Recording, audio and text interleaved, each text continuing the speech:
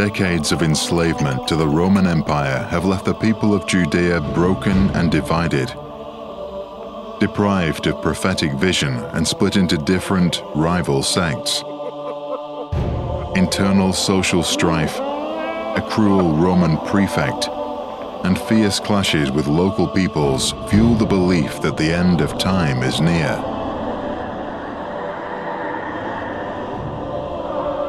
More and more voices demand liberation from Rome at any cost and a return to past splendor, Jewish independence. A revolt is sparked in Jerusalem, ignited by its most fanatic sons. They retake Masada in the south, and soon the revolt expands north with several surprising victories.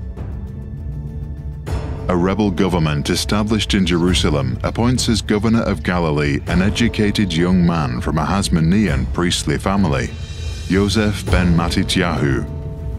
The Romans entrust the task of repressing the revolt to an experienced commander who would become emperor, Vespasian. Accompanied by his son Titus, Vespasian arrives in the land of Israel in the spring of 67 CE with 3 legions and attacks the Galilee first. The Galilean capital Sepphoris surrenders without a fight and accepts Roman rule.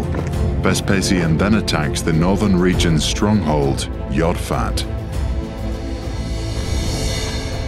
Archaeological findings show that Yodfat, or Jotapata, was first a Hellenistic village. After the Hasmonean conquest, it became a Jewish town. Its people worked mostly in agriculture and shepherding. They spun wool, made pottery, and grew vineyards and olive groves to produce wine and olive oil. As violence increased, Yodfat built walls and trenches and prepared for war and siege. Our historical knowledge is based mainly on the works of Titus Flavius Josephus, none other than Yosef ben Matityahu. Archaeological findings at ancient Yodfat support much of his narrative.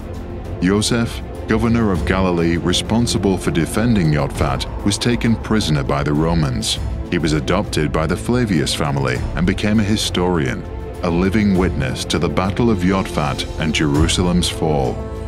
And so he narrates, Yodfat lies almost entirely on a precipice. Surrounded by mountains, the city is hidden from visitors until they reach its gates. It is encircled on 3 sides by deep ravines, the mere sight of which creates despair. Yodfat is accessible only from the north, where it lies on a sloping mountainside.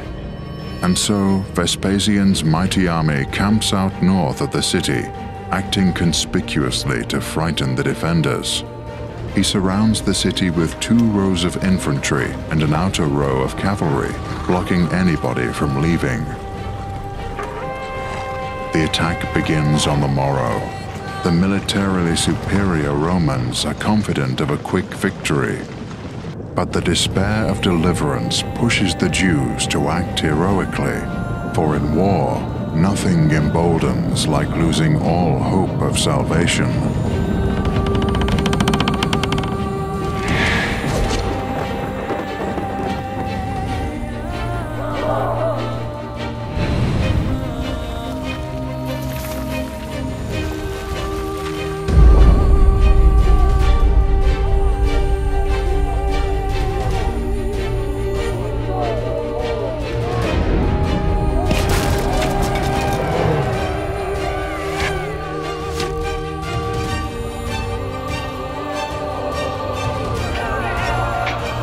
The people of Yodfat fight beyond all expectations and hold on until the 47th day, when the enemy earthworks surpass the wall. At the last night watch, as Yodfat is covered by a heavy mist, the Romans stealthily enter the city and take it. Yosef ben Matityahu and 49 warriors find refuge in a cave and are surrounded. As in Masada, they decide against surrender and draw lots to arrange who would kill whom. Yosef and another man remain the last and give themselves up. After the fall of Yodfat, other settlements are conquered successively: Tiberias, Migdal, Gamla, Gishala. In 70 CE, after a long siege, Titus breaches Jerusalem's walls and burns down the temple. In the following years, the Romans conquer Herodium and Machaerus, and in 73 CE, the last stronghold of resistance, Masada, also falls. 2,000 years later, in 1960, the agricultural settlement Yodfat is founded opposite Ancient Yodfat. In the 1980s, about 30 new settlements populate the area. Together with 6 Bedouin settlements, they make up the Misgav Regional Council that comprises more than 29,000 people. Misgav, including present-day Yodfat, grows and thrives today, while the silent remains of Ancient Yodfat tell the story of its people who gave their lives for freedom.